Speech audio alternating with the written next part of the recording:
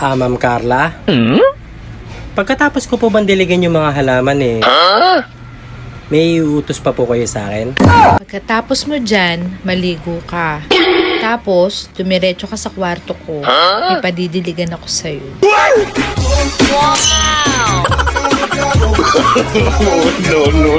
No.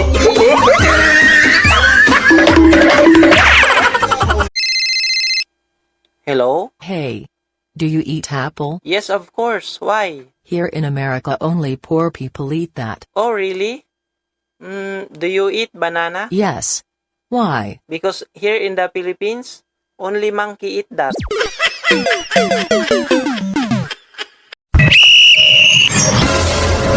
Mahirap talaga pag nakapag-asawa ka ng pogi. Ha?